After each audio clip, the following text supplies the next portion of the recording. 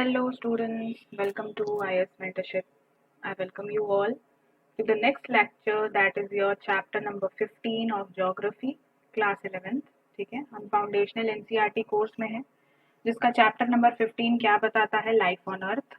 ठीक है, अर्थ पे लाइफ कैसे एग्जिस्ट कर रही है, कौन सा स्फीयर ऐसा है, what all important things is related to it, we are going to understand it. I hope it is clear to you.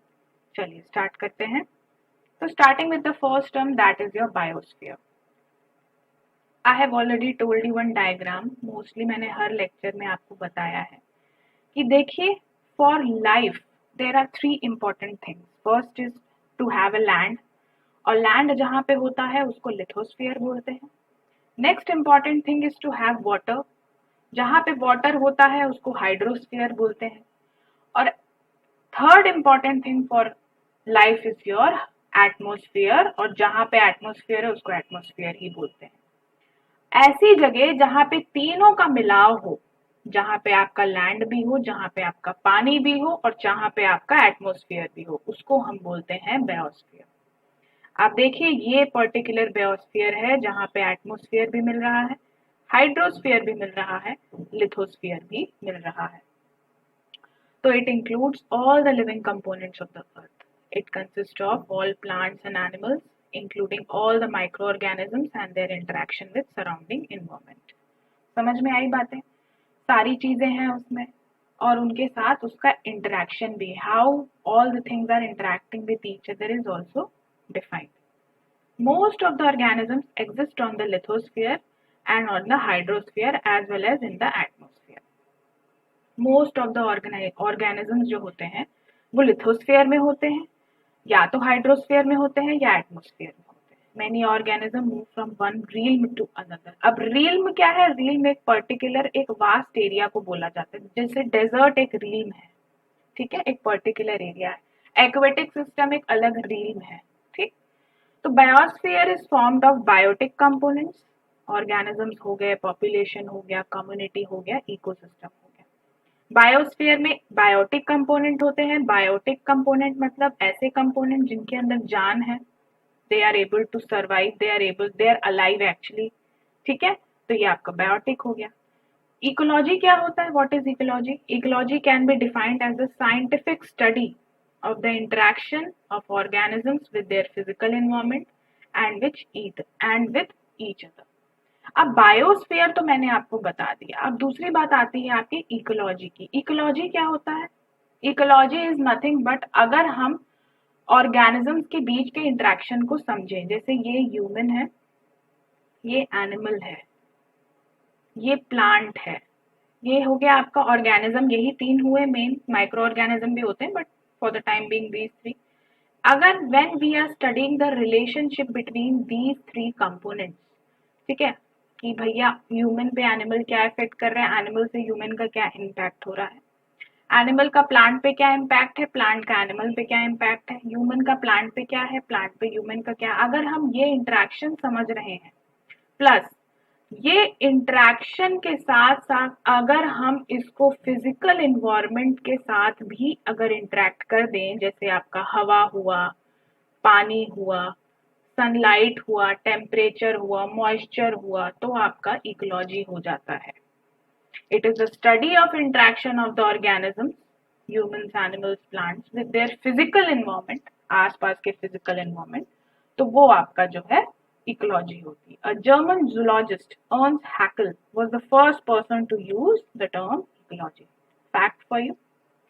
Coming to the ecosystem, the term ecosystem was first proposed by A.G.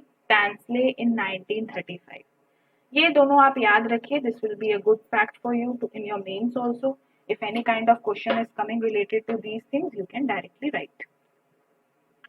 He defined ecosystem as a system resulting from the integration of all living biotic and abiotic factors.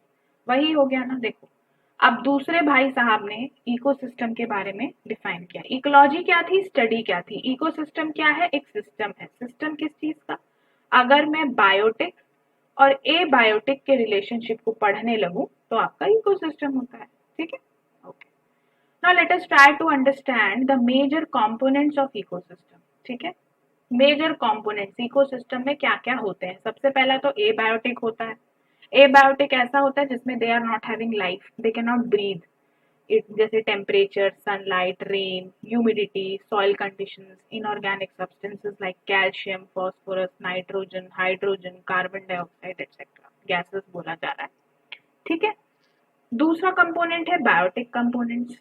Biotic components में producer होते हैं, consumer होते हैं। Biotic में पहले होते हैं producer जो प्रोड्यूस कर रहे हैं, और जो प्रोड्यूसर ने प्रोड्यूस किया उसको कंज्यूमर खाएंगे, इनटेक करेंगे। तो आपके दो चीजें हो गई हैं।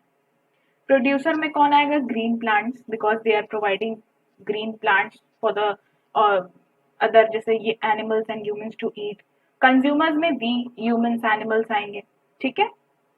अब देखो, मैं आपको यहाँ पे एक चार्ट बना रही हूँ, उससे आपको क्लियर हो जाएगा। मेजर कंपोनेंट्स में दो पार्ट आएंगे, ए बायोटिक, बायोटिक। बायोटिक में तीन पार्ट आएंगे। क्या है? पहले producer, consumer, decomposer. Producer, consumer, decomposer. अब इसी बायोटिक को हम यहाँ पे पढ़ेंगे। ठीक है।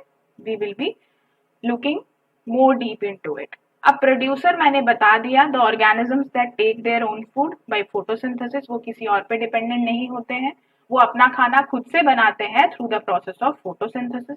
कंज्यूमर्स क्या होते हैं? कंज्यूमर वो होते हैं जो प्रोड्यूसर पे डिपेंडेंट होते हैं, जैसे एनिमल्स एंड ह्यूमंस। डिकम्पोजर्स वो होते हैं जो फाइनली डिकम्पोज करते हैं the dead and decayed matter, क्योंकि anyhow plants will die, animals will die, humans will die. Then comes the major role of the decomposer. अब जो कंज्यूमर है उसमें भी बहुत अलग अलग टाइप के आपके कंज्यूमर्स होते हैं। प्राइमरी कंज्यूमर क्या होते हैं? जो डायरेक्टली खा लेते हैं plants, they feed directly on the plants, जैसे हर्बीवोर्स जो बस प्लांट्स खाते हैं। सेकेंडरी कंज्यूमर क्या होते हैं? जो प्राइमरी कंज्यूमर को फीड करते हैं। फीड ऑन प्राइमरी कंज्यूमर मतलब they intake the primary consumer, मतलब जो organism has eaten the plants they will eat them. Tertiary क्या होता है? ये इन पे डिपेंडेंट रहते हैं। और ओमनीवोरस क्या होते हैं? वो बोथ प्लांट्स और एनिमल्स को खाते हैं। तो आई होप आपको बेसिक क्लासिफिकेशन तो आपको समझ में आ गया होगा।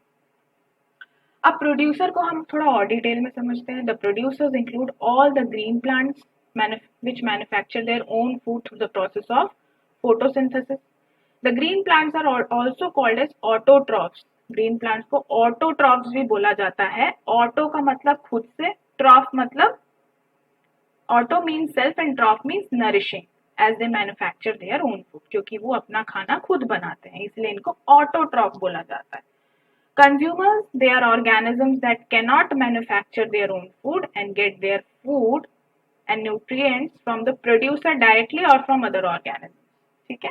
या तो वो प्लांट को खा के, जो वेजिटेरियन नॉन वेजिटेरियन के बारे में ही बात कर रहा है दूसरे शब्दों में। इनको हेटेरोट्रॉफ्स भी बोला जाता है। हेटेरो का मतलब अदर, ट्रॉफ्स मतलब नरिशिंग, मतलब ऑटोट्रॉफ्स मतलब खुद से जो बना रहा है, हेटेरोट्रॉफ मतलब जो बनाया है उस पर डिपेंडेंट है। क्लियर? अब कंज्यूमर्स के बारे में, कंज्यूमर जो कंज्यूम कर रहे हैं, बहुत सारे आपके सब कैटेगरी भी है। Primary consumer, these organisms feed on the producer that is your green plant.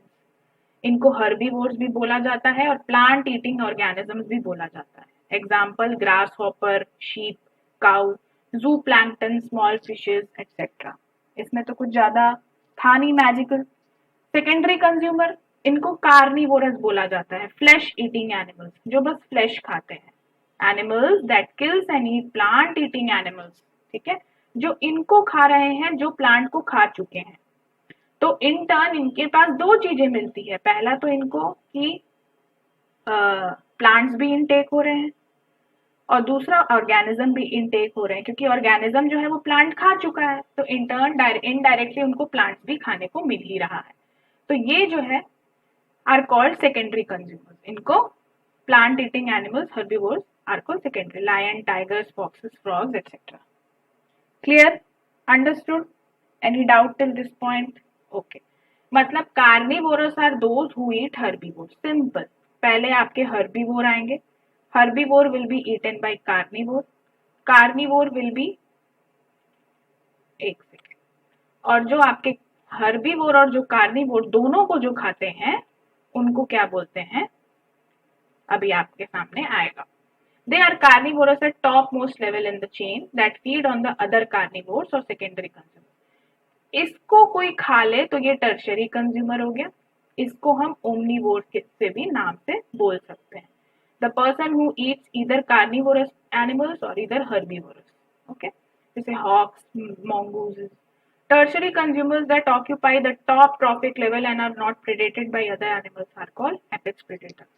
ऐसे कंज्यूमर्स जो ऊपर के लेवल में होते हैं और उनको कोई दूसरा जानवर नहीं खा सकता.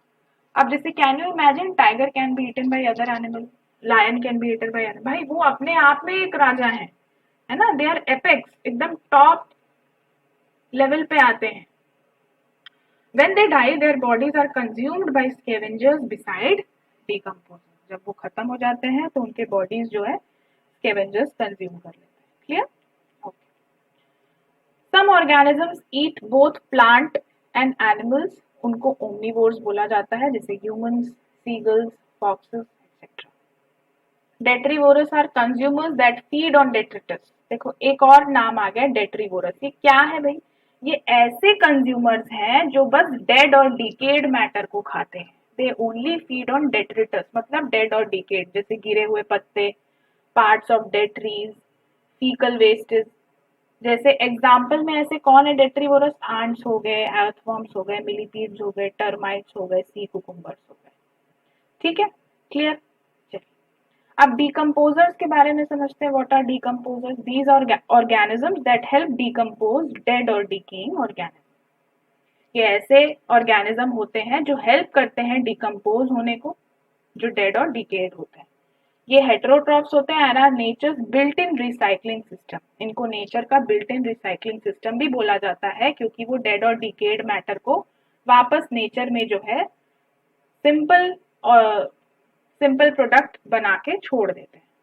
Decomposers return nutrients to the soil by breaking down materials. ठीक है, they create food sources for producers जैसे fungi, molds, bacteria, mushroom, etc.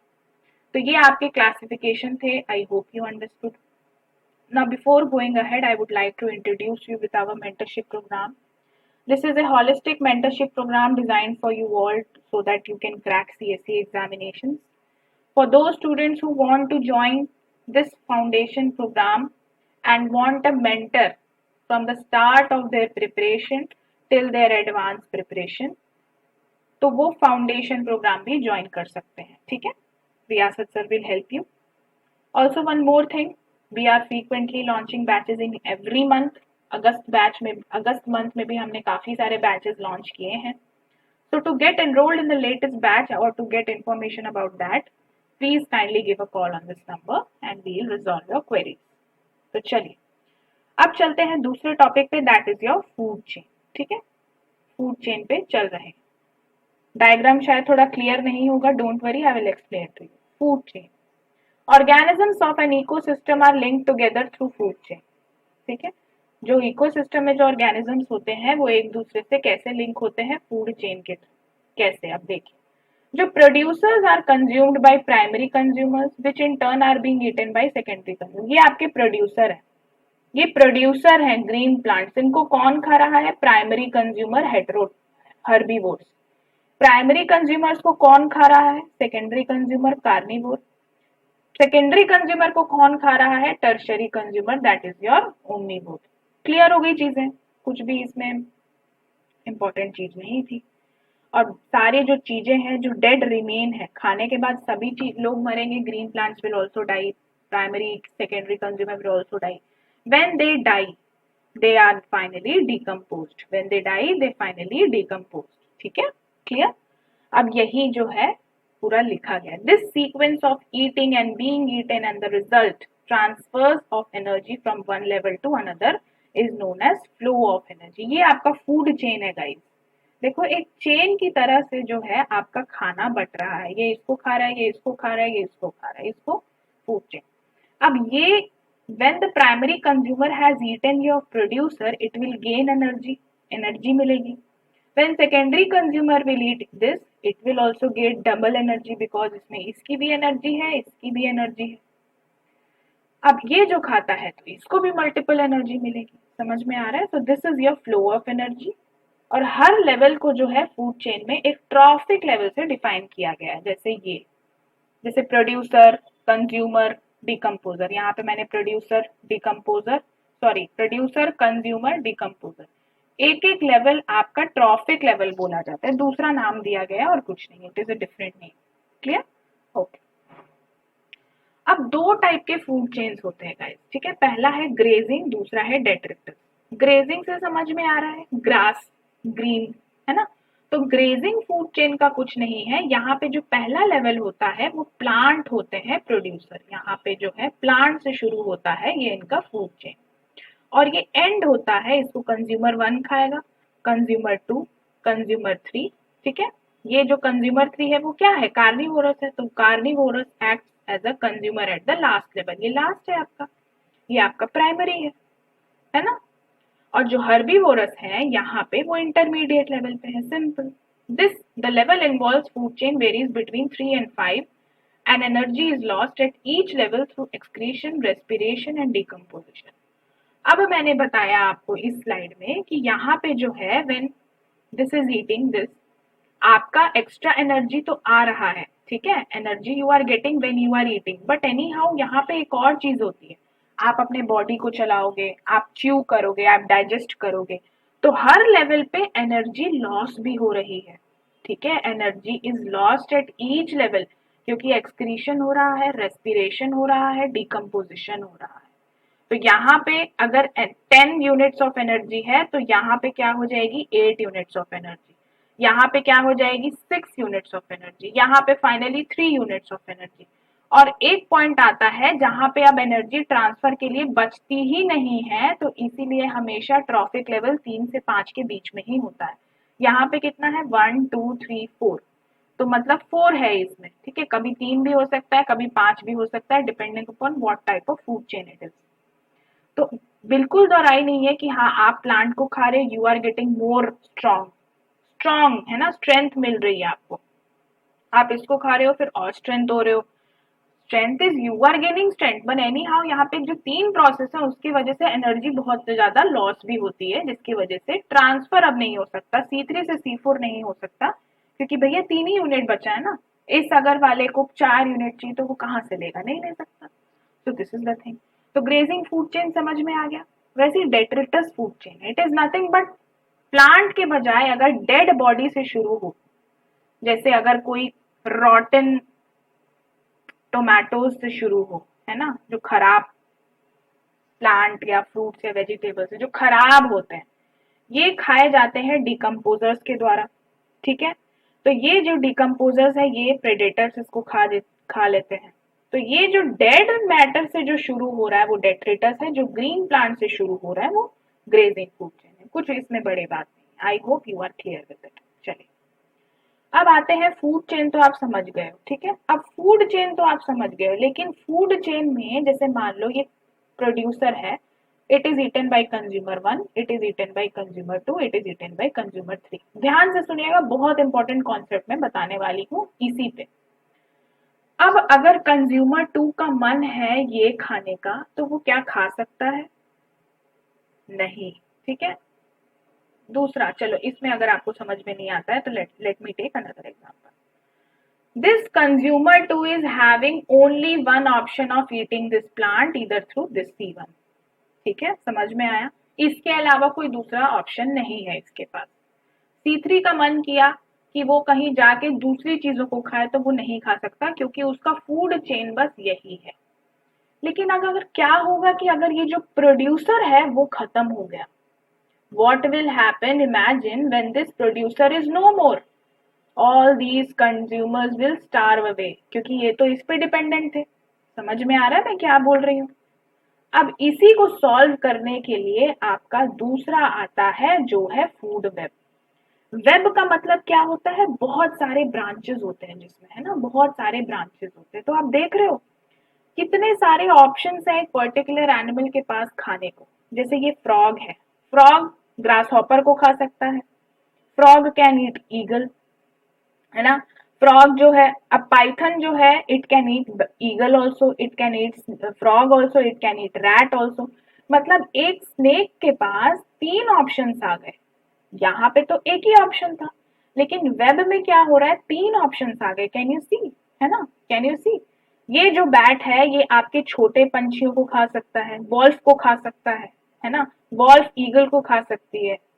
समझ में आ रहा है? तो बहुत सारे ऑप्शंस मिले हुए हैं। It is a complex network of interconnected food chain. ये फूड चेन का connection shows a direct transfer of energy between organisms. A food chain might involve a mouse eating some seeds on the forest floor, a snake eating the mouse, and the mouse being eaten by eagle. ठीक है? अब food web में mouse might eat seeds, but it also might eat some other grains और even other some. भाई अब चूहे के पास क्या हो गया, ऑप्शन मिल गया कि बस मैं सीड नहीं खा सकता, मैं आपका ग्रास भी खा सकता हूँ, मैं सीड के अलावा कुछ दूसरा ग्रेन भी खा सकता हूँ, कॉर्न खा सकता हूँ, मैं प्लांट खा सकता हूँ, मैं ऑप्शंस मिल गए। अब ये फॉक्स जो है ये स्नेक खा लेगा इसको, या तो इसको कोई ईगल खा लेगा या फॉक्स खा लेगा। मतलब ये कितने सारे वैरायटी मिल गए। अब यही snake could be eaten by eagle but also might be eaten by fox in the forest. मतलब there are now more options. ये रेस्टोरेंट हो गया अब एक तरह से, restaurant for all the things. जैसे you go and see variety. अगर आप बस फॉर एग्जाम्पल चलिए लेते हैं, इसका अच्छा एग्जाम्पल है साउथ इंडियन। आप रेस्टोरेंट गए, you will what you will see, idli sambar et cetera. But if you are going to multi cuisine restaurant, आपको साउथ इंडियन भी मिलेगा, इटालियन भी मिलेगा, कॉन्टिनेंटल भी मिलेगा, है ना। Now I hope that you all are now very much hungry after listening to me. So be patient, eat after the class has finished. Okay. So the food web is more realistic scheme of the transfer of energy within an ecosystem, as each organism can eat multiple organism and could be eaten by multiple organism. मतलब ए जो है वो 3 variety का उसके पास option मिल गया कि भैया मैं या तो ये खाऊंगा या तो ये या तो ये, और ये ए को भी खाने वाले 3 अलग अलग लोग हो गए, या तो टाइगर खा लेगा या लॉयन या fox. Organism in food chain or food web are linked and dependent on each other for survival. If one organism in the one trophic level becomes threatened, this affects the organism in other level. Food chain का सबसे बड़ा क्या था, मैंने आपको बताया कि भैया अगर एक पॉइंट कहीं खराब हो गया तो सारे इफेक्ट होंगे। अगर C2 चला गया, अगर C2 चला गया तो C3 को दिक्कत होगी। इसको सॉल्व करने के लिए आता है आपका food web. So it is important that an ecosystem remains balanced, obviously भाई, है ना, containing an appropriate proportion of producers and consumers. Simple? Okay. Now coming to the next, that is your pyramid. ठीक है, energy pyramid या food pyramid ये सब हम बोलते हैं। अब energy in ecosystem flows from producers to consumers. Producer से कंज्यूमर्स तक आपकी एनर्जी फ्लो होती है, ठीक है, यहाँ से यहाँ, यहाँ से यहाँ, यहाँ से यहाँ। हर स्टेप में एनर्जी डिक्रीज होगी। मैंने आपको बताया नो डाउट कि कंज्यूमर में स्ट्रेंथ बढ़ेगी, स्ट्रेंथ बढ़ेगी, स्ट्रेंथ बढ़ेगी, लेकिन एनर्जी डिक्रीज होगी क्योंकि बहुत सारे प्रोसेसेस हो रहे हैं, एक्सक्रीशन का, डिकम्पोजिशन का, एटसेट्रा। तो यहाँ पे अगर 10 यूनिट्स एनर्जी है, यहाँ पे 8 हो जाएगी, यहाँ पे 5, यहाँ पे 2। आगे ट्रांसफर करने के लिए ऑप्शन ही नहीं है, ठीक है। As such, there is less energy available to support organisms at the top food chain. बहुत कम एनर्जी बचती है ऊपर के लेवल में। This supports the fact that the tertiary and the quaternary consumers are far less in number in an ecosystem than lower level. अब यहाँ पे energy कम है अगर, तो मतलब कि यहाँ के कंज्यूमर्स कम होंगे as compare to the other level. Obviously यहाँ पे अगर आपके ग्रीन प्लांट्स जो हैं आपके 1 लाख हैं, प्राइमरी कंज्यूमर आपके हो सकते हैं 50,000, सेकेंडरी कंज्यूमर हो सकते हैं 10,000, लेकिन यहाँ पे तो बहुत ही कम एनर्जी ट्रांसफर के लिए बचा, तो यहाँ पे हो सकते हैं आपके 1,000, है ना। तो वही आपका बताया जा रहा है, ठीक है, ओके। अब मोस्ट ऑफ द एनर्जी कहाँ अवेलेबल होगी, ऑब्वियसली भैया सबसे लोएस्ट में ज्यादा एनर्जी अवेलेबल होगी। जैसे जैसे ऊपर जाएंगे एनर्जी डिक्रीज होगी।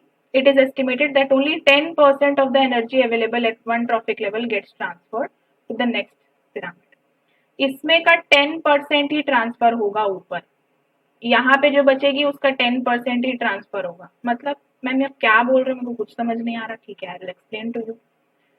मान लो हियर इज योर 100 यूनिट, इसका 10% ही एनर्जी बस ट्रांसफर होगा। कितना एनर्जी ट्रांसफर होगा, 10 यूनिट, इसका 10% ही होगा, मतलब 1 यूनिट, ठीक है। ऐसी करके वो आगे बढ़ेगा। बाकी 90% कहाँ जा रहा है, यूटिलाइज हो रहा है रेस्पिरेशन में, एक्टिविटी में, और लॉस भी हो रहा है हीट के फॉर्म में। Clear? So this is the phenomena happening. Coming to the next topic, that is your biogeochemical cycles, very important topic for you. कैसे जो है biogeochemical cycles work करते हैं वो हम समझेंगे. The cyclic movement of chemical elements of biosphere between organisms and environment are referred to as biogeochemical cycle. Bio का मतलब इंसान, geo का मतलब geography related to rocks, air, soil, water, और chemical तो आप जानते ही उसका cycle. तो chemical elements जो हैं जो आपके ज्योग्राफी में प्रेजेंट हैं वो ऑर्गेनिज्म में कैसे निकल रहे हैं जा रहे हैं, निकल रहे हैं जा रहे हैं, वो ही बताता है आपका biogeochemical cycle. They are of two types. First one is your gaseous, second is your sedimentary. या तो भैया गैस के फॉर्म में जा सकता है ना. The main reservoir of nutrients is the atmosphere and ocean. Gas के फॉर्म में जाएगा. गैस कहाँ से मिलेगी? एटमोस्फेयर से, ओशन से. दूसरा साइकिल है सेडिमेंट्री साइकिल. इसमें मेन रिजर्वॉयर सॉइल होता है, सॉइल से, सेडिमेंट से होता है, sediment and sedimentary and other rock of the earth crust.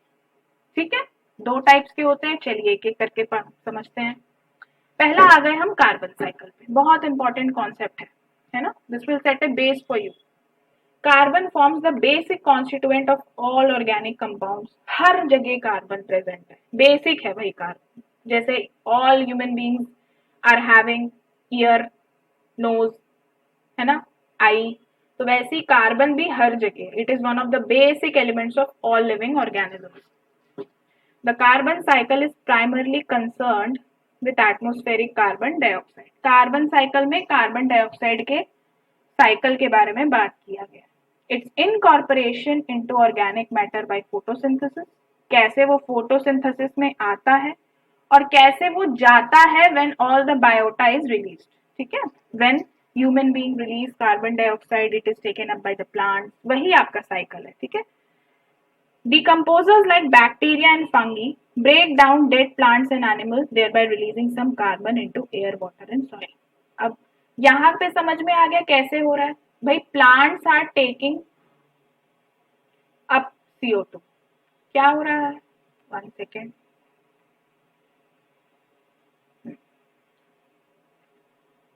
Plants जो है वो CO2 को इनटेक कर रहे हैं.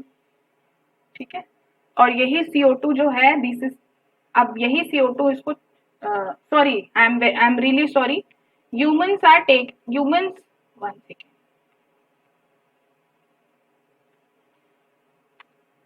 Humans are releasing carbon dioxide. Carbon dioxide को वो छोड़ रहे हैं. जो यही छूटा हुआ कार्बन डाइऑक्साइड है ये प्लांट लेते हैं और प्लांट छोड़ते हैं. ठीक है ना, तो यही हो रहा है आपका साइकिल. दूसरा, डिकम्पोजर्स भी जैसे बैक्टीरिया हो गए, फंगई हो गए, ये डेड प्लांट्स को भी ब्रेक करते हैं जिसमें कार्बन निकलता है ना. तो इसी तरह से carbon moves between reservoirs, atmosphere, oceans, vegetation, rocks and soil. आप देखिए कैसे मूव कर रहा है. रेस्पिरेशन हो गया, है ना. अब यहाँ पे वेदरिंग हो रही है. वेदरिंग की वजह से सॉइल कार्बन जो है वो डिकम्पोजिशन में जा रहा है, फिर लीचिंग हो रही है, सेडिमेंट्स में जा रहा है. मरीन फोटोसिंथेसिस कर रहे हैं भाई. मरीन ऑर्गेनिज्म भी तो फोटोसिंथेसिस करेंगे. वो रेस्पिरेशन के थ्रू निकाल रहे हैं CO2 बाहर, फिर ये हवा में जा रहा है, फिर इट इज टेकिंग इन. तो this is the process of carbon cycle. Next is your oxygen cycle. ये भी बहुत इंपॉर्टेंट है, इसके बारे में भी देख लेते हैं.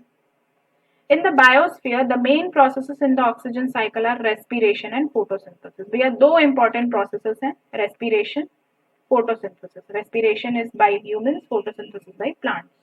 आप इसी को बस देखिए. These plants are giving out carbon dioxide and this carbon dioxide is taken up by the plants and they give out oxygen. ये तो basic है ना, basic है. Oxygen ये छोड़ रहे हैं plant, तो ये oxygen जब when they are leaving, they are coming back into the organism. यही आपका ऑक्सीजन साइकिल है. ये रेस्पिरेशन के समय animals and humans breathe by consuming oxygen, obviously, है ना, और कार्बन डाइऑक्साइड को एक्सेल करेंगे. फोटोसिंथेसिस उसको अपोजिट है, जहां पे ह्यूमंस एनिमल्स जो है ऑक्सीजन लेते हैं और कार्बन डाइऑक्साइड छोड़ते हैं, प्लांट्स कार्बन डाइऑक्साइड लेते हैं, ऑक्सीजन छोड़ते हैं, ठीक है। तो it is opposite of process where carbon dioxide is taken up by the algae and terrestrial green plants and converted into carbohydrates through process of photosynthesis. Oxygen is the main byproduct. Clear? Lithosphere में oxygen is fixed and trapped in the minerals. लिथोस land में oxygen कहाँ पे trapped है? Minerals में, जैसे silicates हो गए, ऑक्साइड्स हो गए। अब जब वो मिनरल जो है ब्रेक करते हैं, मतलब वेदरिंग का जब प्रोसेस होता है, केमिकल वेदरिंग होता है, तो ऑक्सीजन जो छुपे हुए हैं, जो बंधे हुए हैं सिलिकेट्स और ऑक्साइड्स, वो एटमॉस्फेयर में निकल जाते हैं। Then the process continuously goes on. The released oxygen will be inhaled by humans, animals, which will turn keeps on the process going on. Next process is about nitrogen cycle, extremely important guys। ये भी cycle थोड़ा complicated है, ध्यान से सुनिएगा। Nitrogen जो है main constituent है एटमॉस्फेयर का, इसमें तो सभी को पता होगा 78%, ठीक है। Also essential component of organic compound like amino acid, protein, vitamin, pigments like chlorophyll. Certain species of soil bacteria and blue-green algae are capable of utilizing it directly in the gaseous form। अब जो nitrogen जो atmosphere में है ना, वो उसको raw नहीं ले सकते। जैसे अब कुछ कुछ सब्जियां हैं जिसको आप रॉ नहीं खा सकते, उसको प्रोसेस करना पड़ेगा। फॉर एग्जाम्पल पोटैटो, आप पोटैटो को ऐसे ही लेके खा सकते हो क्या? नहीं, you need to cook into vegetable, you need to process it. तो वैसे ही नाइट्रोजन भी है, नाइट्रोजन को ऐसे आप रॉ फॉर्म में नहीं ले सकते, लेकिन कुछ कुछ स्पीशी है जैसे बैक्टीरिया हो गया, ब्लू ग्रीन एल्गे, वो जो डायरेक्टली ले लेते हैं गैसियस फॉर्म में। जो डायरेक्टली नहीं ले पाते वो नाइट्रोजन को जो है फिक्स करते हैं, इसी को नाइट्रोजन फिक्सेशन बोला जाता है। क्या बोला जाता है? Nitrogen fixation. Plants convert atmospheric nitrogen into nitrates, and ammonia compounds। जो प्लांट है वो नाइट्रोजन को लेते हैं, उसको plant will take up nitrogen, इसको 3 फॉर्म में बांट देते हैं, नाइट्राइट्स, नाइट्रेट्स, अमोनिया, ठीक है। चलिए, नाइट्रोजन फिक्सेशन जो है पहला स्टेप होता है नाइट्रोजन साइकिल में। It involves the conversion of atmospheric nitrogen into ammonia। Nitrogen fixation में क्या होता है? ये उन लोगों के लिए है जो डायरेक्टली नाइट्रोजन नहीं ले सकते, तो उनको प्लांट्स हेल्प करते हैं। Plants do the nitrogen fixation where they are fixing atmosphere nitrogen into ammonia। Now bacteria, azotobacter and rhizobium that are present in the leguminous roots help in conversion of nitrogen gas into ammonia. अब दूसरे भी plant के अलावा भी bacteria भी help करते हैं। और भी फिक्सेशन के तरीके हैं, जैसे आपका लाइटनिंग हो गया, कॉस्मिक रेडिएशंस हो गया, ठीक है। So these are also your process. तो ये 2 तरीके आपको समझ में आ गए, ठीक है। नाइट्रोजन जो है वो लाइटनिंग या कॉस्मिक रेडिएशन के थ्रू भी फिक्स हो सकता है, मतलब 3 तरह से नाइट्रोजन फिक्सेशन हो सकता है। It can be either done by plants, either by bacteria और ईदर बाय लाइटनिंग और कॉस्मिक रेडिएशन। एक बार फिक्स हो गया, then green plants can assimilate it. Next, ammonification. Dead remains of plants and animals are broken down in the soil by some bacteria to release ammonia in the soil, ठीक है। अब जो plants और animals जब dead हो जाते हैं, वो जो है उनको बैक्टीरिया डिकम्पोज करते हैं। That decomposition also led to the release of ammonia in the soil, ठीक है। ये आपका प्रोसेस है, देखिए, ठीक है।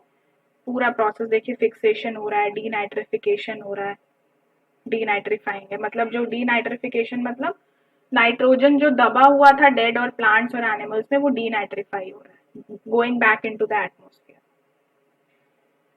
देखिए इस पिक्चर को 30 सेकेंड्स के लिए, तब आपको समझ में आएगा what I mean to say. Okay, done. चलिए आगे बढ़ते हैं। नाइट्रिफिकेशन बचा हमारा। The bacteria nitrosomonas and nitrococcus present in the soil converts ammonia ammonium to nitrite. अब जो अमोनिया निकला ना, ठीक है, जो फिक्सेशन से हमको क्या मिला? फिक्सेशन से हमको अमोनिया मिल चुका है गाइस। अब इस अमोनिया को बदला जाएगा नाइट्राइट्स में। इसको कौन बदलता है? इसको बदलते हैं आपके नाइट्रोजोमोनस और नाइट्रोकोकस। अब ये नाइट्राइट्स बदलेगा नाइट्रेट्स में। किसमें? नाइट्रेट्स में। नाइट्रेट्स ये कौन करता है? नाइट्रोबैक्टर। अब यही जो नाइट्राइट्स और जो नाइट्रेट्स हैं वो आपका सॉइल में काम आते हैं, कल्टीवेशन में। अब डीनाइट्रिफिकेशन क्या होता है, यही नाइट्रेट्स को अगर वापस से नाइट्रोजन और गैसियस स्टेट में, जैसे NO2 मैंने बताया आपको, बाय द बैक्टीरिया जो सॉइल है वो करता है, उसको डीनाइट्रिफिकेशन बोल देते हैं। This process releases free nitrogen back into the atmosphere, simple. Okay fine. ये और अदर मिनरल साइकिल्स, दूसरे मिनरल साइकिल्स क्या है? A good number of minerals are essential for biological process, obviously are, है ना। They are either used as major और minor essential elements, या तो मेजर या तो माइनरल होते हैं। Thus, these minerals elements required by living organisms are obtained initially from inorganic sources जैसे phosphorus, potassium, sulfur, calcium, ठीक है। They most occur as salt dissolved in water or lakes. This is guys everything for you to read, ठीक है ना। सारे organism fulfil करते हैं अपने मिनरल नीड्स को फ्रॉम द मिनरल सॉल्यूशन जो उनके इन्वायरमेंट में प्रेजेंट है। अब वही अगर प्लांट्स को जब एनिमल्स खाते हैं तो उनको मिनरल मिल जाता है। बोलता है ना आपको भी कि you should eat plants fruits, they give you a lot of mineral. तो ये साइकिल चल रही है। Now when the living organism die, these minerals are return to the soil and water through decomposition and flow, simple. Okay, now last topic for the day, that is your ecological balance. अब ecological balance क्या होता है देखिए।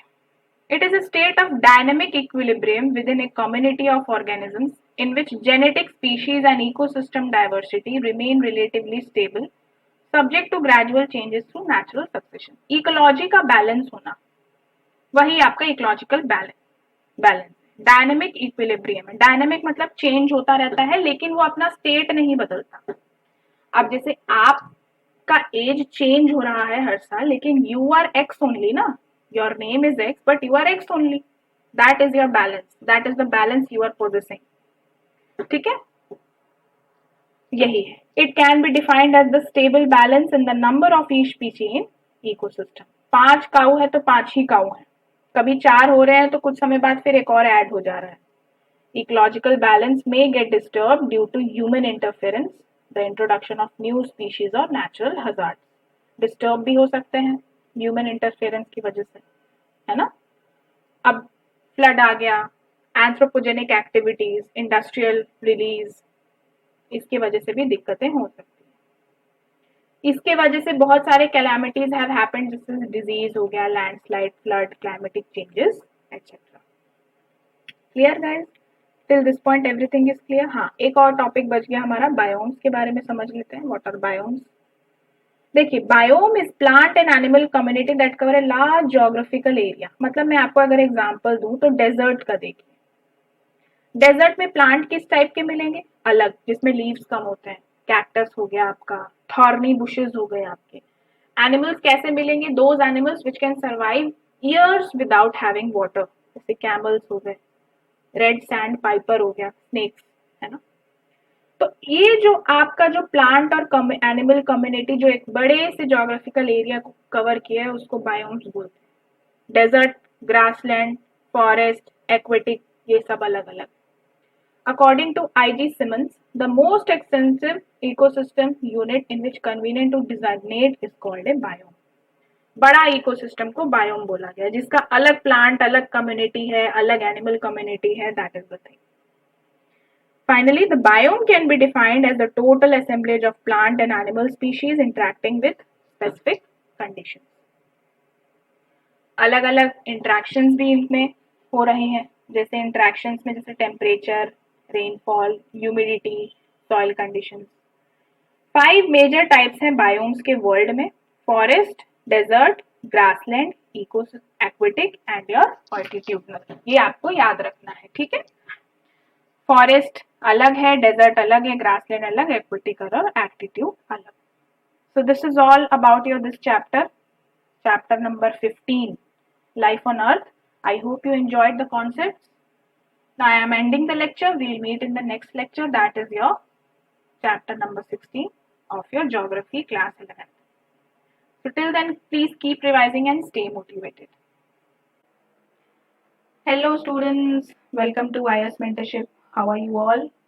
IS mentorship में आपका स्वागत है and we are on the last chapter of your geography class 11 की पहली text book that is your fundamentals of physical geography. Actually देखिए क्लास 11 में 2 NCERTs हैं, है ना, तो दो बुक्स हैं बेसिकली।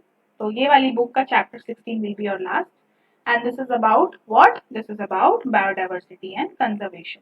फाइन, चलिए स्टार्ट करते हैं हमारा लेक्चर और समझते हैं बायोडाइवर्सिटी होती क्या है। ये वाले सेंटेंस को थोड़ा सा आप रिमूव कर दीजिए। बायोडाइवर्सिटी, बायो और डाइवर्सिटी। बायो का डाइवर्सिटी होना इज योर बायोडाइवर्सिटी, अलग अलग वेराइटी के स्पीशी मिलना, अलग अलग एक ही स्पीशी में अलग अलग वेराइटी होना। It is a system in constant evolution from a view point of species as well as from the view point of an individual. ठीक है, अलग अलग कॉन्स्टेंटली इवॉल्व हो रहे हैं, चेंजेस आ रहे हैं, तो इसकी वजह से क्या है, कॉन्स्टेंट इवोल्यूशन हो रहा है। ये इवनली अर्थ में फाउंड नहीं होती है, जैसे camels are found only in desert, not in the whole country. ठीक है, इवनली नहीं है, स्कैटर्ड है। Mango tree can be found everywhere, not in the particular region, है ना, सिमिलर टू अदर थिंग्स। तो biodiversity itself is a combination of two words, bio and diversity. Bio का मतलब life, diversity is variety. Simple terms में biodiversity क्या है? It is the number and the variety of organisms found within specific geographic region. Particular number है या variety है organism का जो एक पर्टिकुलर रीजन में फाउंड आउट होता है, उसी को हम बायोडाइवर्सिटी बोलते हैं। It refers to the variety of plants, animals and microorganisms. Genes जो उनके अंदर है और जो इकोसिस्टम वो बनाते हैं।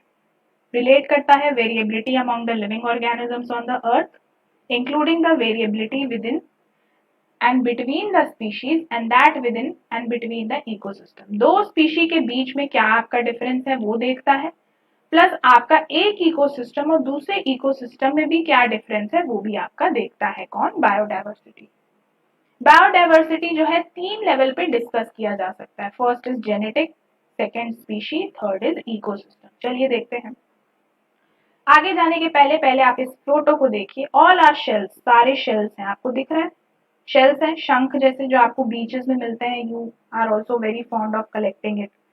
तो ये शेल है, लेकिन एनी हाउ सारे का each one of them is having unique property. किसी का कलर अलग है, किसी का पैटर्न अलग है, किसी का आपका शाइनिंग अलग है, ग्लॉसीनेस अलग है, एवरीथिंग शेप अलग है, कोई भी एक आइडेंटिकल नहीं दिख रहा है। देखो शेल है, उसके बाद भी उसके में डाइवर्सिटी है, मतलब ये जेनेटिक है, मतलब उनके अंदर के जीन्स में changes. Genes are the basic building blocks of various life forms. Genetic biodiversity refers to variation of genes within species. Shell is your species, उसके अंदर changes हैं तो वो genetic है। Groups of individuals having certain similarities in physical characteristics are called as species. अब individual उनके कुछ physical characteristics का मैच होना, ठीक है, जैसे आपके आईज शेप हो गया, कलर ऑफ द आईज हो गया, नोज स्ट्रक्चर हो गया, अगर फिजिकल कैरेक्टरिस्टिक्स कुछ इंडिविजुअल का मैच होता है तो वो आपका स्पीशी कहलाता है। Human beings genetically belong to the homo sapiens. कहाँ पे बिलोंग, हम ये तो आपको पता ही होगा, ठीक है, ये तो आपको पता ही होगा, ठीक है, कि होमो जो सेपियंस होते हैं वो ह्यूमन बीइंग्स किसको बिलोंग करते हैं? They belong to homo sapiens category. ये अलग अलग characteristics, height, colour, physical appearance, ये सब होता है। क्यों होता है भैया? हम सब इंसान हैं, all are human, but still we are having different characteristics because of the genes, different genes. This diversity is essential for health breeding of the population of the. Clear? इतनी बातें समझ में आ गई। चलिए अब बात करते हैं स्पीशीज डाइवर्सिटी पे। Species diversity, this refers to the variety of species.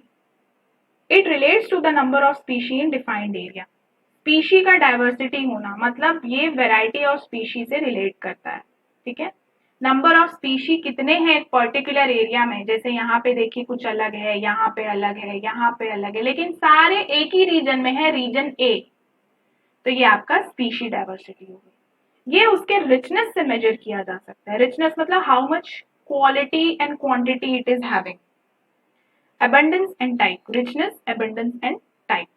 Some areas are more rich in species, than others. ठीक है, कुछ एरिया जो है स्पीशीज में रिच होते हैं, कुछ कम होते हैं। Areas rich in species diversity are called hotspot of diversity. ऐसे एरिया जो स्पीशी डाइवर्सिटी में रिच होते हैं उनको हॉटस्पॉट डाइवर्सिटी भी बोला जाता है। Next is your ecosystem diversity. The broad differences between ecosystem types and the diversity of habitats and ecological processes occurring within each ecosystem type constitutes the ecosystem diversity. अब ecosystem की diversity क्या होती है? Genetic diversity हमने पढ़ लिया, species diversity. अब भैया अब एक इकोसिस्टम में डाइवर्सिटी होता है। देखिए आपका ये जो है नॉर्मल एरिया है, ट्रॉपिकल एरिया, जहाँ पे आपको ट्री मिलेंगे, एनिमल्स मिलेंगे, मैनी काइंड। ये आपका कोस्टल टाइप ऑफ एरिया है जहाँ पे ट्री नहीं दिख रहा है, आपका बैरन लैंड दिख रहा है, ये थोड़ा आपका डेजर्ट टाइप का दिख रहा है। इकोसिस्टम में डिफरेंस आना है, इकोसिस्टम में डिफरेंस आना है, is your ecosystem diversity.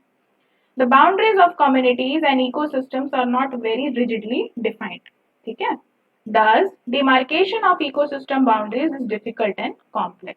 Define नहीं होते हैं कि कहाँ पे ये particular A बंद हो रहा है और B शुरू हो रहा है, इसीलिए जो है demarcate हम नहीं कर सकते क्योंकि उनको जो है कोई rigid definition नहीं। अब biodiversity का importance क्या है वो समझना है हमको। What is the importance? It has contributed in many ways to the development of human culture, and in turn, human communities have played a major role in shaping the diversity of nature at genetic, species and ecological level.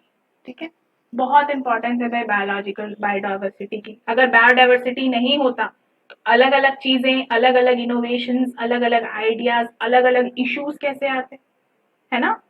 तो it is important. Biodiversity plays following roles: ecological, economic and scientific. तीन role play करते हैं, ecological, economic and scientific. ठीक है, ecological के बारे में पढ़ते हैं। हमको पैसा, सॉरी, इकोलॉजी से कैसे हम, मैं थोड़ा इकोनॉमिक में कंफ्यूज हो गई थी। इकोलॉजिकल क्या रोल प्ले करता है वो हम देखेंगे। ठीक है, every organism beside extracting its needs also contributes something of useful to organism. देखिए अब प्लांट्स हैं वो खाना खुद के लिए तो बना रहे हैं, मैंने हमको आपने जस्ट प्रीवियस चैप्टर में पढ़ा है कि they are autotroph, they use to make their own food. वो खुद के लिए तो खाना बना रहे हैं, लेकिन when they are making the food for themself, what they are doing, वो it they are being taken by the other plants, other animals also. तो कुछ पार्ट जो है वो कंट्रीब्यूट भी कर रहे हैं इकोलॉजिकल डाइवर्सिटी, है ना? तो species capture and store energy, produce and decompose organic materials, help to recycle water, nutrients throughout the ecosystem, fix atmospheric gases and help regulate the climate. ठीक है, ओके, समझ में आ गई? बहुत बेसिक है, तो स्टोरी बुक जैसा आपको रीड करना है बस। And these all systems are important for human survival. Human survival के लिए बहुत इंपॉर्टेंट है। अब इकोनॉमिक, हाँ, अब आ गया हमारा पैसे से रिलेटेड कि how biodiversity is giving us monetary benefit for all humans. Biodiversity जो है एक इम्पॉर्टेंट रिसोर्स है उनकी डे टू डे लाइफ में। सबसे पहला है क्रॉप डाइवर्सिटी। क्रॉप डाइवर्सिटी से हम अलग अलग क्रॉप्स को उगा सकते हैं, और क्रॉप उगाने के what we are doing, crops अलग अलग उगाए तो हमको मॉनेटरी बेनिफिट ज्यादा मिलेगा क्योंकि हम we can sell the variety of things in the market. तो एग्रो बायोडाइवर्सिटी का मतलब भी वही होता है कि आप बायोडाइवर्सिटी ला रहे हो एग्रीकल्चर में। ठीक है, also biodiversity is seen as the reservoir of resources to be drawn upon for the manufacture of food, pharmaceutical and cosmetic products. Reservoir भी देखा जाता है बायोडाइवर्सिटी को, रिसोर्सेज का। उसमें क्या क्या मिलता है? फूड मिलता है, मेडिसिनल मिलता है, भाई ट्रीज मेडिसिनल प्रॉपर्टीज भी तो शो करते हैं, कॉस्मेटिक प्रोडक्ट्स भी मिलता है, सारी चीजें मार्केटिंग हो रही है, हर चीज को आप इकोनॉमी से रिलेट करिएगा। This concept of biological resources responsible for deterioration of biodiversity. लेकिन क्या है भैया, हम इकोनॉमिकल बेनिफिट तो निकाल ले रहे हैं, लेकिन एक दिक्कत हो रही है कि इसमें बायोडाइवर्सिटी का डिग्रेडेशन होता है। It leads to deterioration because we are exploiting, we are cutting trees to have paper, we are disturbing the trees to give medicinal property, है ना? We are cutting many things because of the furniture and etc. तो वो एक तरह से खराब भी कर रहा है। Some of the economic commodities that biodiversity supplied to humankind are food crops, livestock, forest, fish, medicinal resources etc. ठीक है, साइंटिफिक रोल क्या प्ले करता है वो देखते हैं। Biodiversity is important because each species can give us some clue how life has evolved and will continue to evolve. Biodiversity हमको एक क्लू देता है कि भाई कैसे लाइफ इवॉल्व हुई है फ्रॉम मंकीज टू ह्यूमंस, कैसे लाइफ इवॉल्व हुई है, और ये भी बताता है कि ह्यूमन से हम अब कहाँ जाने वाले हैं। ठीक है, machine made machine inbuilt human ऐसा हो जाएगा। ह्यूमनॉइड आता है ना, you must have seen in the editorials of Hindu, humanoid के बारे में बात किया जा रहा है, हाफ ह्यूमन हाफ रोबोट, है ना। तो वो biodiversity also helps in understanding how life functions and the role of each species in sustaining ecosystems of which we are also a species. It is also a good indicator of state of our relationship with other living species. ये भी बताता है कि हमारा जो relation है वो दूसरी स्पीशी के साथ कैसा है। In fact, the concept of biodiversity is an integral part of many human culture. ठीक है, see guys, this chapter is totally a fun of thing. आपको बस रीड आउट करना है, हल्का हल्का मैं समझाऊंगी, उसको आप पकड़ के चलते चलिए। बहुत छोटा चैप्टर है, in 10 minutes we'll completing. Loss of biodiversity भी हो रहा है अब। कैसे? Tropical regions which occupy only about 1/4 of the total area of the world. देखिए अब क्या हो रहा है, मैं बताने के पहले मैं आपको एक चीज बताना चाहूंगी व्हाट इट इज। अब क्या हो रहा है, एक सेकेंड रुकिए, मैं पेन को स्टार्ट। हाँ, ट्रॉपिकल रीजन्स जो है वो 1/4 of the total area of the world को ऑक्यूपाई करते हैं। अगर वर्ल्ड में जो है 100 स्क्वायर किलोमीटर है तो आपका ट्रॉपिकल एरिया बस 25 स्क्वायर किलोमीटर ऑक्यूपाई करता है। And that contain 3/4 of the world human population. और इसी 25 स्क्वायर किलोमीटर में सबसे ज्यादा ह्यूमन पॉपुलेशन है। क्यों? क्योंकि वो हैबिटेबल एरिया है ट्रॉपिकल। ऊपर जाते जाओगे एक्सट्रीम टेम्परेचर मिलेगा, इसलिए generally people use to live in tropical. Over exploitation of resources and deforestation has become rampant to fulfill needs. अब इतना ज्यादा पॉपुलेशन है इस छोटे से एरिया में, तो ऑब्वियसली जो रिसोर्सेज है वो लोग ज्यादा यूज करेंगे क्योंकि पॉपुलेशन ज्यादा है। They will exploit the things. So as these tropical rainforests contain 50% of the species on the earth, destruction of natural habitats have proved disastrous to the entire biosphere. अब भैया इसी 25 स्क्वायर किलोमीटर में इंसानों को भी रहना है, एनिमल्स को भी रहना है। Now what you think, will humans provide space for them? No, पहले ही अपना नीड को फुलफिल करेंगे, अपनी इंडस्ट्री सेटअप करेंगे, अपना घर बनाएंगे, अपना फैक्ट्री खोलेंगे, तो इसके लिए लैंड चाहिए, लैंड फॉरेस्ट हटाएंगे, डिफॉरेस्टेशन करेंगे, तो ये पूरे बायोस्फीयर को डिस्टर्ब कर रहा है। ठीक है, ऑल्सो नेचुरल कैलामिटीज का आना, जैसे earthquake, floods, volcanic eruptions, forest fire, droughts, ये सब की वजह से भी दिक्कतें हो रही है। This is causing damage to flora and fauna of the earth, bringing change the biodiversity of the respective affected regions. Pesticides and other pollutants such as hydrocarbons and toxic heavy metals destroy the weak and sensitive species. अब pesticides भी डल रहे हैं for the grow promoting the growth of certain kind of crops, तो वो भी आपका disturb कर रहे हैं। Now species which are not the natural inhabitants of the local habitat but are introduced in the system are called exotic species. Exotic species क्या होती है? मान लो इस रीजन में, ए रीजन में जो है रोजेज हैं, बस रोजेज हैं, लेकिन हम चाह रहे हैं कि लोटस भी आए, तो हम लोटस को बाहर से लाके यहाँ पे लोटस भी उगा दिए। तो ये जो स्पीशी है एक्सोटिक, तो लोटस विल बी और एक्सोटिक स्पीशी बिकॉज वो नेचुरल नहीं थी, वहां पे लोकली नहीं थी, उसको लाया गया था, इंट्रोड्यूस किया गया था। क्लियर? अब एक बॉडी है guys, that is your international union of conservation of nature and natural resources. ये जो है क्लासिफाई की है थ्रेटेंड स्पीशीज को, प्लांट्स एंड एनिमल्स को 3 कैटेगरी में। ठीक है, 3 कैटेगरी में कैटेगराइज की है। पहला कैटेगरी है एंडेंजर्ड स्पीशीज। इट इंक्लूड दो species which are in danger of extinction, जिनको डर है, जिनको थ्रेट है किसका? एक्सटिंक्शन का। IUCN publishes information about the endangered species worldwide, किसमें? Red list of threatened species की बुक आती है, रेड बुक भी बोला जाता है। IUCN एक रेड बुक लेके आती है जिसमें वो स्पीशीज को, चाहे वो प्लांट्स हो या एनिमल्स हो, कैटेगराइज करती है कि कौन सी स्पीशी को कितना डेंजर है। तो पहला कैटेगरी है एंडेंजर्ड, एंडेंजर्ड रेड लिस्ट में आती है। Red panda are endangered species, example है Zencaria sebastiani, a critically endangered grass in Augustamalai Peak. ठीक है, ये प्लांट है या एनिमल है, तो एंडेंजर्ड में वो एक्सटिंक्शन के पास होते हैं। Next species vulnerable species category. This includes the species which are likely to be in danger of extinction in near future. मतलब अगर वो ये बोला गया है कि थोड़ा सा endangered से पहले आते हैं vulnerable, अगर इनको प्रोटेक्ट नहीं किया गया तो वे endangered हो जाएंगे and finally they will be extinct. Survival of this species is not assured as their population has reduced greatly. Clear? Next classification is rare species. Population of these species is very small. इसीलिए तो rare है. They are confined to limited areas or thinly scattered or over wide area. Clear? अब बारी आ गई आपका IUCN के बारे में भी आपने पढ़ लिया. Next is about conservation of biodiversity. Now इतने दुख हैं, इश्यूज हैं, तो अब बात तो कंजर्वेशन की करनी पड़ेगी. Biodiversity is important for human existence भैया, no doubt. All forms of life are closely interlinked. सारी चीजें इंटरलिंक्ड है, प्लांट एनिमल से इंटरलिंक्ड है, एनिमल प्लांट से, प्लांट एनिमल ह्यूमन से. तो एक भी चीज अगर डिस्टर्ब होती है तो दोनों को इफेक्ट जाएगा, एनिमल को भी और ह्यूमन को भी, और इम्बैलेंस होगा.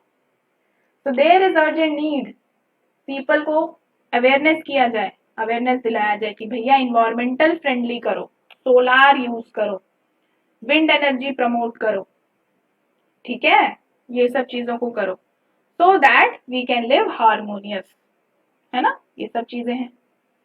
हाँ, there is an increasing consciousness of the fact that such conservation with sustainable use is possible only with involvement and cooperation of local communities and individuals. For example, the best example for this, guys, is the Swachh Bharat Abhiyan.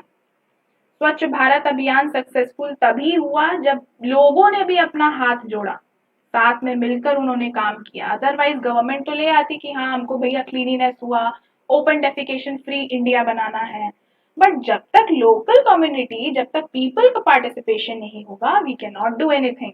तो इसीलिए it is very important to have cooperation of local communities. ठीक है. The critical problem is not merely the conservation nor the habitat but the continuation of the process of conservation. देखो यहाँ पे भी एक word आती है consistency. जैसे आप यूपीएससी में कंसिस्टेंट रहना, हर टॉपर के आपने इंटरव्यू सुने होंगे तो उसमें ही और she has said that the key to success is your consistency. ऐसा नहीं कि आप एक महीना कंजर्व किए और छोड़ दिए, कंसिस्टेंट रहना, कंटिन्यूएशन होना चाहिए. So Government of India along with 155 other nations have signed the Convention of Biodiversity at the Earth Summit held at Rio in 1992. 1992 में बहुत सारी कंट्री बैठी कि भैया बहुत हो गया, 155 कंट्री बैठे प्लस इंडिया, बहुत हो गया, अब बायोडाइवर्सिटी के लिए कुछ करना पड़ेगा. ये समिट कहाँ पे हेल्ड हुआ? ब्राजील में. ब्राजील में रियो डी जेनेरियो में हेल्ड हुआ और वहां पे एक कन्वेंशन आया, कन्वेंशन ऑन बायोडाइवर्सिटी, जिसमें प्रोटेक्शन के बारे में बात किया गया. अब वर्ल्ड कंजर्वेशन स्ट्रैटेजी है, उन्होंने भी फॉलोइंग स्टेप्स दिया that effort should be made to preserve the species that are endangered, prevention of extinction requires proper planning and management. ये सब अब आने लगे लोगों के मन में, जब आने लगा कि भैया दिक्कत बहुत हो रही है, तो let us now create, sit together and let us now decide what to do. Extension तक को प्रिवेंट करना है तो प्रॉपर प्लानिंग और मैनेजमेंट की जरूरत है. ठीक, तो ये चैप्टर यहीं तक था. इसीलिए ना what I will be doing, I will be merging chapter number 15 and chapter 16 together, ताकि आप लोग वन गो में ही दोनों को इंटर रिलेट करके पढ़ सको. Because this is a very small chapter, it's type of a story only. You just need to read it and you just need to analyze actually what is there. So with this, finally, we have concluded the first book of class 11th, The Fundamentals of Physical Geography. Next book